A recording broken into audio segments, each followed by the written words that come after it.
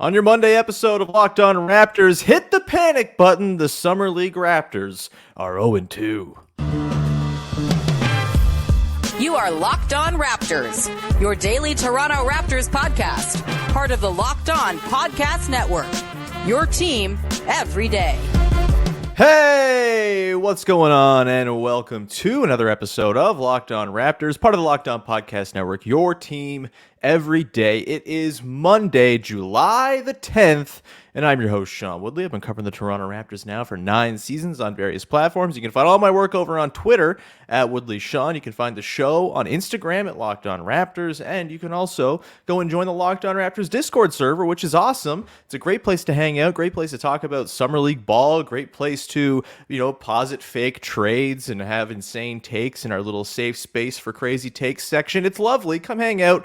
Link is in the description. Would love to see you in there to be part of our growing community of listeners around the show. On today's show, we got a lot to get to. We're going to get into Summer League as the Toronto Raptors are 0-2 down in Vegas, and everyone's very upset about it or something. I don't care, but we'll get into our takeaways from the games. Of course, Grady Dick, Markquis, Nowell, kind of the two big names to watch down there. Plus, over the weekend, the NBA announced the details for the in-season tournament. Very excited to talk with our guests today about that. And we have at the end a little look at sort of a preview of tomorrow's episode where I'm going to go through and rank potential guard targets for the Raptors as the offseason progresses here. We're just going to do a little status check on the state of the Toronto Raptors guard position and some potential options to upgrade it at the end of the show. But let's bring in our guests now from Raptors.com. It is, of course, Vivek Jacob. Big V, how are you, buddy? I'm good. I am rocking the Blue Jays cricket jersey because hell yeah, it's celebration time. Seeing Arjun Nimala get drafted, so yes, rooting for him. We'll see what happens. Long way to go, but very exciting times. Absolutely. And, I expect nothing less than excellent sports garb for you. This is beautiful. We'll love it. Love it. All right, let's get into it now, shall we, Big V? Summer League is underway. 2 games in the books for the Raptors, 2 losses in the books for the Raptors. Not that it's all that important because, frankly, there is one real NBA prospect on this Raptors Summer League team. No Jeff Doughton, no Christian Koloko. That hurts. That's basically what would form the spine of the theoretical Raptors Summer League team. So it's not exactly surprising that they're struggling with things like scoring points, etc. But, what are your sort of big takeaways from the first couple of games here? Obviously, Grady Dick having some shooting issues, but some other stuff on display. Markquis Nowell having an excellent first game. What are you thinking about after 2 Summer League games for the Raptors? What are your big pullaways? So, full disclosure, between Wimbledon action and the Canada-US game last night, I had the Summer League game recorded and just zoomed through it and just kind of watched, the stretches for the starters. Summer League is made for PVR, man. I cannot express enough how valuable PVR is when Summer League basketball is happening. Exactly. So, I think Markquis Nowell has obviously been the standout. I think there's some turnover issues that you could anticipate being a bigger problem at the NBA level and what he's trying to do. I think the encouraging thing for him is he has no issues shooting from deep. No. And I think at his size, that's something that's really important. I think, with Fred VanVleet, we kind of saw him steadily extend his range over the course of his Raptors tenure, and I think that's something you just need the smaller you are. So I think that was encouraging, and really good smarts on the defensive end. I thought that he kind of has a really good nose for the ball, anticipates plays really well, and was able to create some deflections, and so I think that part of it was very encouraging.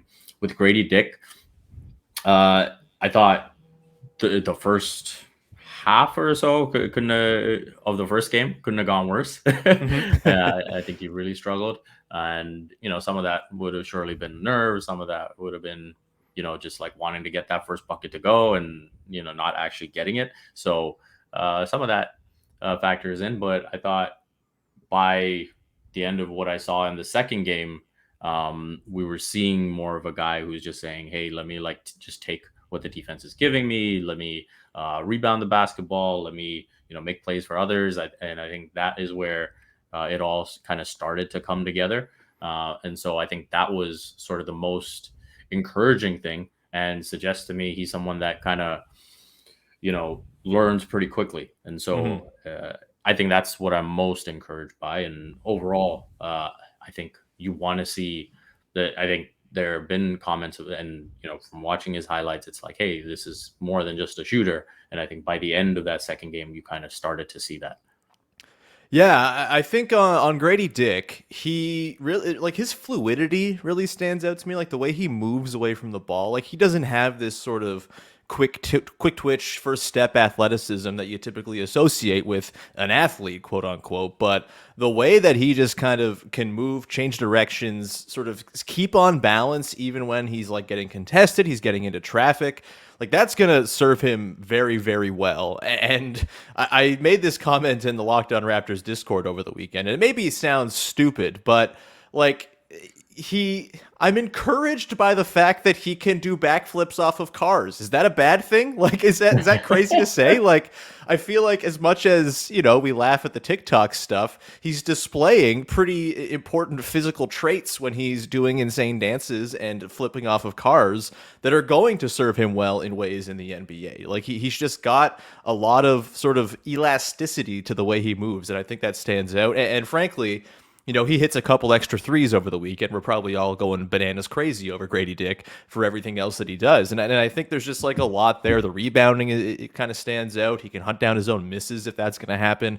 And I think just the fact that he can kind of get his shot off anywhere is really, really valuable, important. It's going to be, I think, even more amplified when he's playing with better players as well, when other actual star players are kind of drawing attention and leaving him as sort of an outlet. I think that's going to serve him well.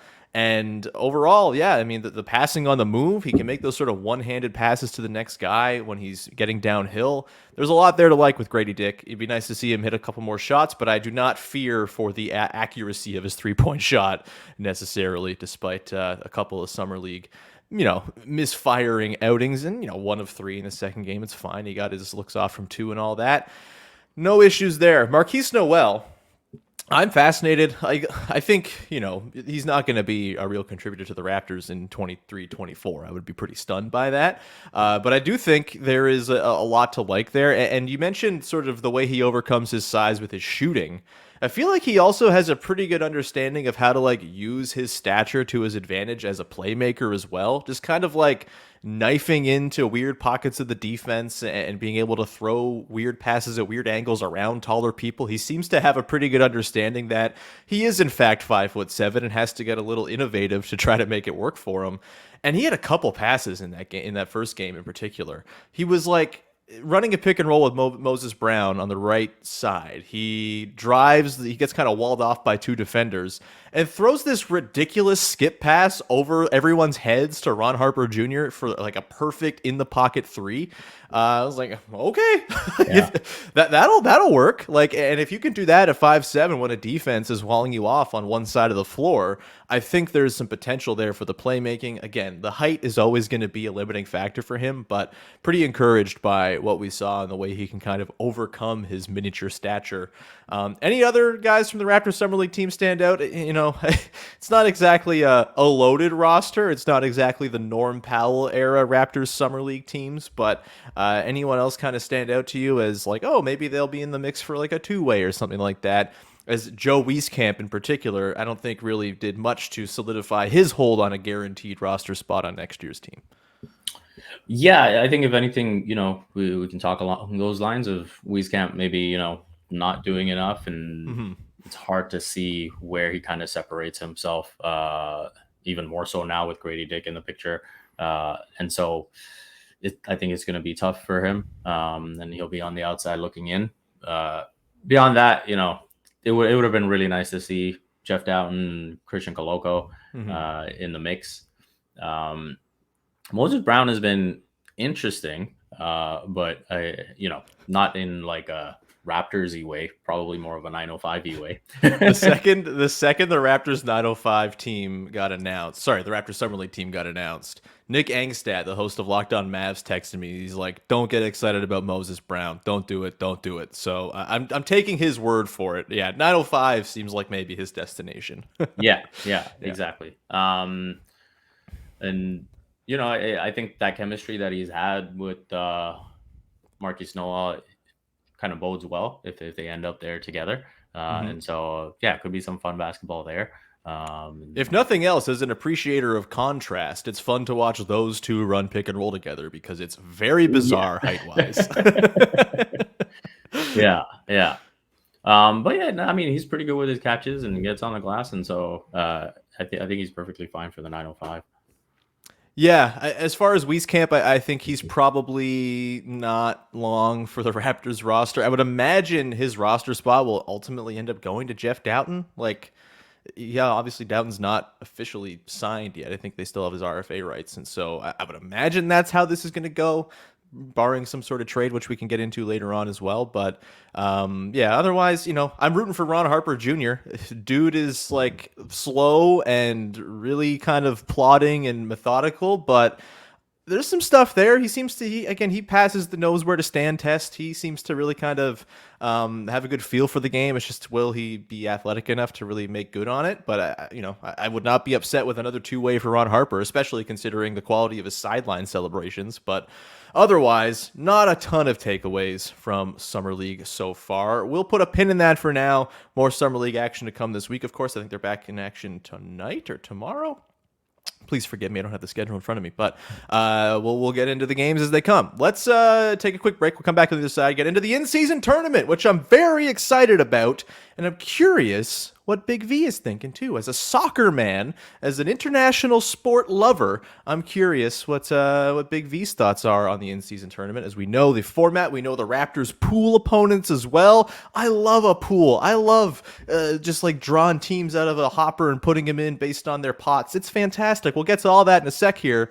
Before we do that, however, got to tell you about our friends over at Ibotta, which is a place that's going to help you earn money on the stuff you're going to buy anyway. So why wouldn't you go and give them a try? Picking up burgers and hot dogs for a summer barbecue, you're already going to be doing it, so why not get cash back for it with Ibotta? Ibotta gives you cash back on hundreds of grocery items, from produce to personal care to pantry goods, so you can make sure that you're beating the inflation no matter what as you are buying up your goods. Either link your loyalty account or upload your receipt after you shop and get your cash back. It's that easy. The average Ibotta user earns about $120 a year. That could cover the entire cost of your bill for your barbecue that you're hosting this weekend. Right now, go to Ibotta. They're offering our listeners $5 just for trying Ibotta by using the code LOCKED, LOCKED, when you register. Again, Ibotta is offering our listeners $5 just for trying Ibotta. Use the code LOCKED when you register. Just go to the App Store or Google Play and download the free Ibotta app and use the code LOCKED. That's IBOTTA in the Google Play Store or App Store using the code LOCKED. All right, we continue on here. Vivek Jacob of Raptors.com along as we trudge forward on a Big V Monday, one of those grandest of traditions here on Locked On Raptors. Big V, over the weekend, we get the press release, the email, if you will, outlining the NBA's in-season tournament, which will come into effect next season, and something that I have been championing for a very long time. There is a now deleted blog post from my old WordPress from way back in the day when I was just getting into the blog game, where I made my impassioned plea for there to be an in-season tournament in the NBA. It took like 10 years for it to come into place since I wrote that blog post, but it is here, it is coming, and I am personally very excited. People who listen to this show know that I've been a pro in-season tournament, I think, but I'm curious for you, Big V, your reaction to the in-season tournament, the format, which we'll see basically all of November, Tuesday and Friday nights be devoted to tournament nights, which will include games, pool games of the teams involved, and it's going to be, I think, an absolute blast. It's going to add some juice to November. Where are you at with the in-season tournament, the format, and how it's all going to play out? Yeah, I think the timing of it is good, and I like that you're adding the context to these regular season games and not sort of piling onto the schedule. Yeah. And so I think that part of it is good. I look forward to seeing the jerseys. Adam Silver said that there will be different jerseys. So are we going soccer style jerseys? And Got to sell more stuff, man. Got to get those little tournament patches on there. yeah, Yeah. exactly. So excited to see that. I think the big thing is going to be the level of investment from the players come the knockout stages, right? And that is what is going to sell it. I think also, I think you have to build some type of history. Absolutely. And before it really becomes a thing. And I could see people just being like, hey, whatever, who cares about this?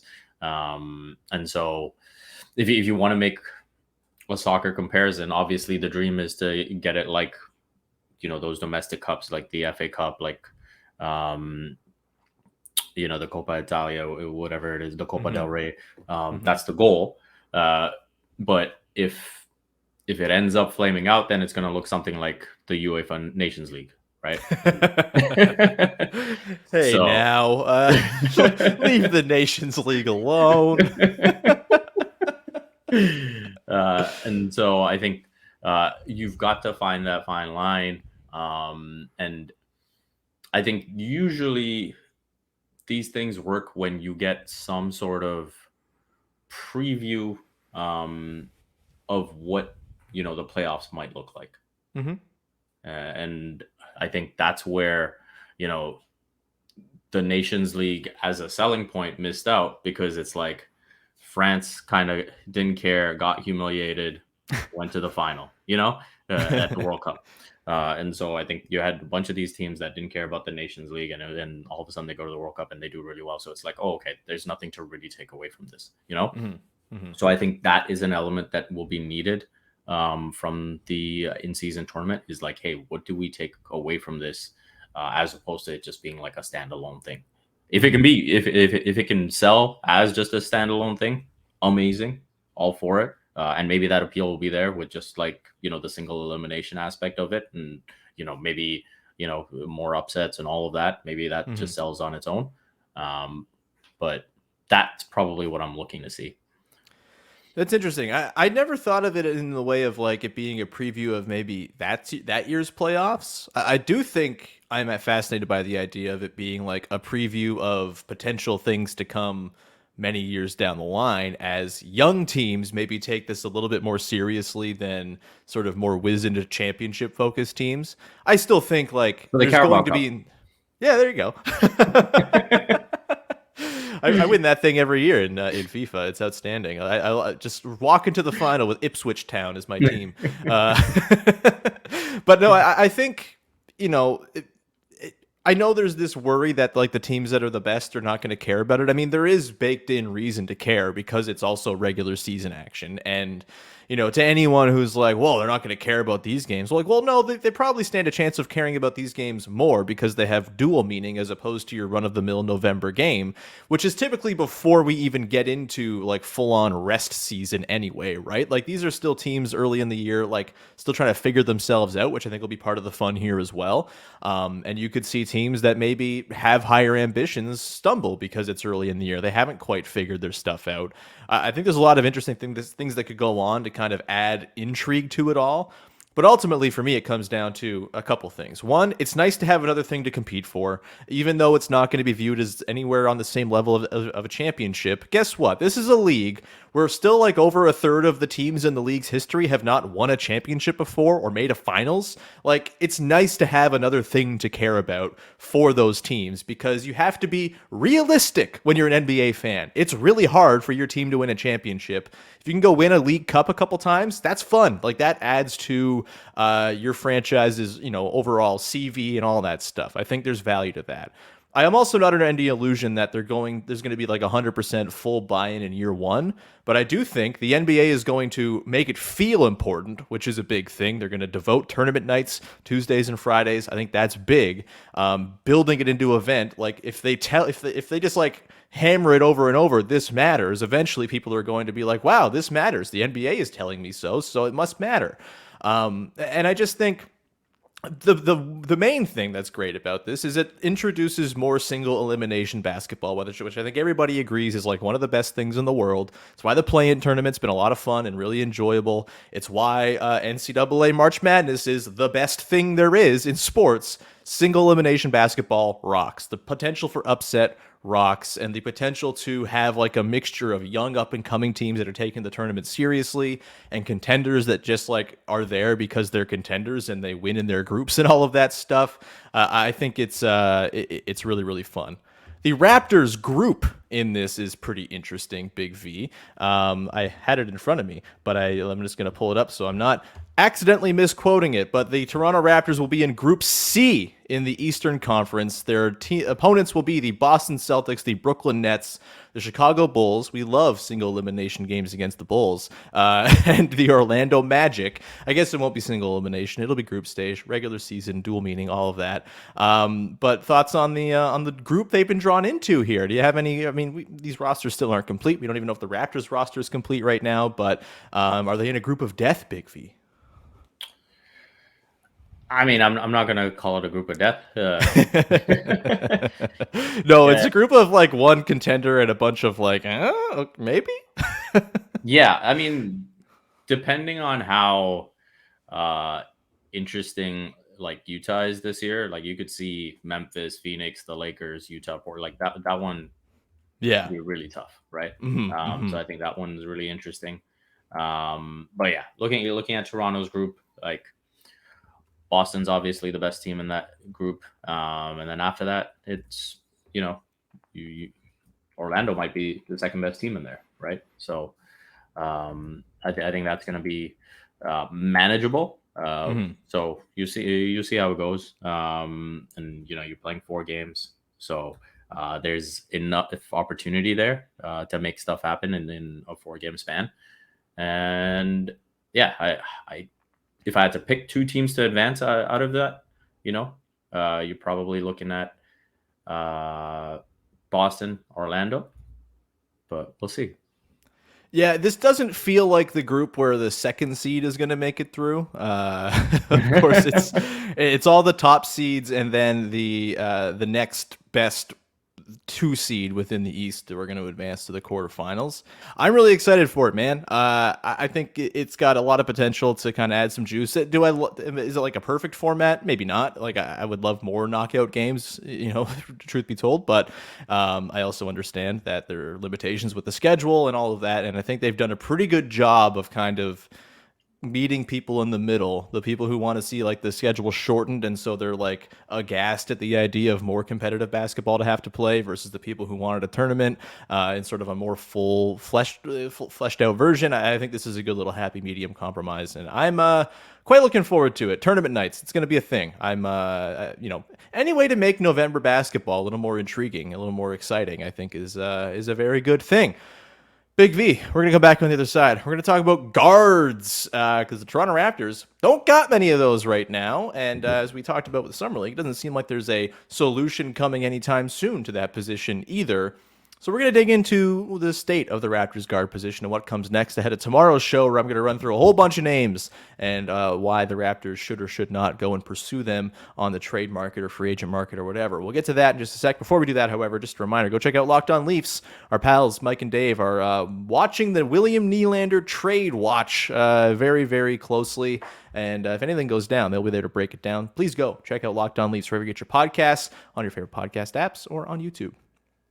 All right, Big V, let's round it out here. The guard situation. This is a thing I've been thinking about ever since Fred VanVleet left and Dennis Schroeder was signed as the replacement. This position's looking grim right now, Big V, and I don't see a pathway to any sort of viable offense for this Raptors roster as it stands right now without a little more guard play and ideally some shooting added to the mix via that guard play. It's going to be very cramped, very tough, and I don't think it's like a properly conducive environment for development either if you're talking about Scotty Barnes and all of that. Something feels like it's got to give. It feels like the Raptors at some point are going to have to address their guard position. If they don't, I think that's kind of gross negligence, but it's still early in the offseason. We don't need to jump to point fingers just yet at failures in team building. But as it stands right now, the guard position just ain't going to cut it in the NBA in 2023-24 as it stands right now. What are your sort of feelings right now about the guard spot? Is there any sort of glimmer of hope from deep within the roster? Is the solution inside the house, or is there a move outside they're going to have to make? And is there anyone who kind of comes to mind as like an ideal target for the Raptors to go and pursue to hopefully address this very glaring hole in the roster? Well, Kobe Buffkin looked pretty good last night. Yep. It does feel like the Hawks thing is kind of dead for now with the DeJounte Murray extension. So, yeah. So yeah, I think that's a hole that the Raptors have dug themselves in. And again, in terms of misplaying the Fred situation, maybe, you had to look at the draft a bit differently as well. And so it is what it is at this point.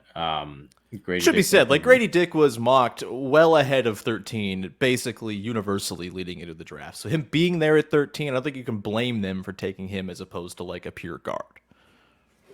Yeah, that's fine. I mean, but again, like when you looked at the roster, the glaring need was at guard. And I think that's why a lot of us looked at it and kind of were like, hey, who are the guards, right? I think we'll have to just see how that plays out. But yeah, in terms of the trade market, again, the Siakam situation, we got to see how it plays out. If it's not Atlanta, what other teams might get involved, we'll have to see. But that's probably the best way to address it in terms of just return, right? If you think that you just want to get the ball in Scotty's hands as much as possible and see what that looks like, and deal with the growing pains that come with it, and let this season kind of be what it is, then I think that kind of points more towards Pascal being moved as well, right? So yeah, I think the situation is, again, one where they backed themselves into a corner at the trade deadline, and now all of it is kind of coming to fruition. All of it, all the decisions that need to be made around that now, because you missed out on re-signing one of your key free agents, you're having to deal with it. So that's just the reality of the situation now. Yeah, I mean, it's the whole Scotty at point guard thing. I don't agree with it on so many levels. As much as like I think he should have the ball in his hands and they should be trying stuff out and giving him some runway there. You can't have him be your only plan at the spot. And I know Dennis Schroeder's on the team. I feel like Dennis Schroeder is going to be the backup point guard, and that's perfectly fine. If he's your backup, you're in a pretty good spot, actually. He's a very serviceable backup and, would start on a lot of teams. Might start on this team. I don't think he can because there won't be any shooting in the lineup. You have to have Gary shooting in there. But I just think it's not an ideal path to send Scotty Barnes' development down, because he does a lot of other things extremely well, Big V. Like, it's like he can affect the game as a screener, as a roll man, as a guy around the bucket, as someone who can post up. Like, it seems like such a misuse of all the things he does well to just be like, well, you're the point guard now. Just go run the offense. Like, again, if he can do it, great, but he also doesn't have the requisite skills right now to effectively do it. And so there will be a lot of pain if he is being asked to be the full-time point guard. It doesn't feel tenable to me. And so, yeah, that does make it feel like there has to be a trade coming at some point here soon. We'll get into some specific targets a little more deeply tomorrow, but I am curious as far as the trade market goes. I know Chris Boucher has been kind of thrown out as like the guy who's going to get moved, and can you swap him for a guard from another sort of guard-rich team?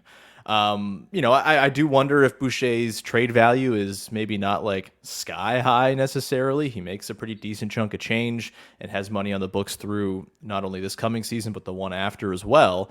I'm wondering, would Precious Achiuwa be on the table for you if you're the Raptors as like an asset to try to pry a guard from a team that's maybe looking for a younger project style dude to add into their mix? Maybe a team that has a lot of guards, maybe not super rich in the forward department. I love Precious. I think his defensive upside is so high that it's like kind of dangerous to think about moving on from him, because if he ever figures out the offense, that's going to be a really, really good player on a good team. But I also wonder if maybe now is the time before you have to pay him in a year to potentially dangle him out there. And the guy who comes to mind is Ayo Dosunmu. Obviously it would have to be a sign and trade situation as he is an RFA for the Bulls right now. But, there's been rumors that they've been attached to him. Jake Fisher reporting it, I believe. I think, as far as guys you could take a shot on, Dosunmu makes a lot of sense. Very rugged defender, had a really nice rookie season where he shot 37% from deep and was a really effective player for them, kind of filling in the void after Lonzo Ball got hurt. Last year was a bit of a step back, but, he's a young guy. I'm not just totally concerned that that's like what he is going to be long-term going forward. And so, like, if Precious is what it takes to get a young guy like Dosunmu in the door, would you be okay with that?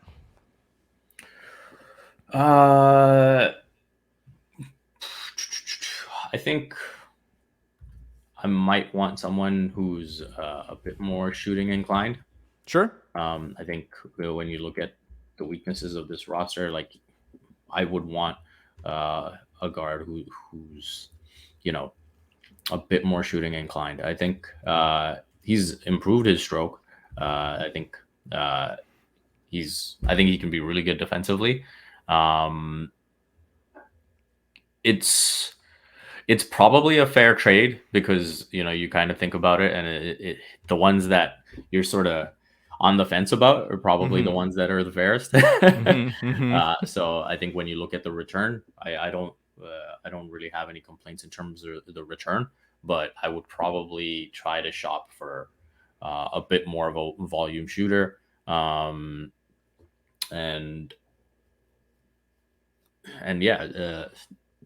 I think that's where I'd lean for now. Right. I think if it comes down to, hey, you're coming up on September, October, whatever it is, and it's like, hey, we haven't addressed the guard spot, then yeah, I'd probably just go ahead and do it. But for now, I'd probably be shopping elsewhere. See, I think with Ayo, like, all the indicators are there that he's a pretty effective shooter, right? He shot like 38% as a rookie. It was 31% last year, but like, he's a good free throw shooter. He shot 80% from the line last year, up from 68% as a rookie.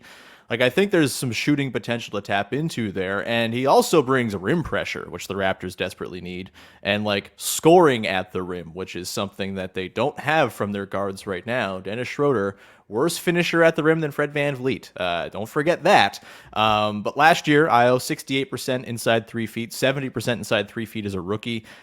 Shoots well above, close to 60% on his twos throughout his career so far. Again, pretty small samples, only 6 attempts a game on twos, but that's still something. And I think that there's something to tap into there for sure with a guy who's played 2,000 minutes across his first 2 NBA seasons, like, over 4,000 career minutes. Like, he's been trusted. He's been asked to play a lot. He's performed quite well within that. I think Ayo is pretty high on my list, and I think I would make Precious available for him in a sign and trade situation. I think it becomes easier with Jalen McDaniels in the door for the next couple of years because you have a bit of insurance at that sort of defensive 4-ish type position, which Precious is at right now. And I think Jalen probably brings higher shooting upside than Precious does too. So I think with McDaniels being in the door, it makes Precious a little bit more of an intriguing potential guy to ship out. And Ayo might be atop my list, other than Damian Lillard, of course, who we don't need to relitigate right now. But yeah, we'll get into some more potential guard targets tomorrow. I just think it's worth noting that this roster feels very incomplete right now. And I think you have to expect there's going to be more moves to come. If not, there are some pretty serious questions to ask, I think, about the team building philosophy of the front office, if there aren't already those questions to be asked, I suppose. We'll leave it there for now. Big V, anything you want to promote for the good people out there? Usual stuff, Raptors.com. You can follow me on Twitter, @Vivek Jacob. Hell yeah, go do that. Read all of Big V's great stuff. Had a Grady Dick one-on-one from last week or a week or two ago, so go check that out. You can find all my stuff here on the podcast. So thanks for being here. Subscribe, rate, review, all that good stuff. Go and tell a friend. Word of mouth, still a big way for podcasts to spread around. And please, do all the stuff. Hit the subscribe button, join the Discord, all that stuff that we ask you to do that I feel like I can't get out of my mouth right now because my brain's not firing very well. Either Either way, appreciate you hanging around. We'll be back again tomorrow to run through more potential guard targets for the Raptors. Ayo Dosunmu, DeLon Wright, Cole Anthony, feel the rush. We will do that tomorrow. Thank you very much. Have a lovely rest of your day. Thanks for hanging. Bye-bye.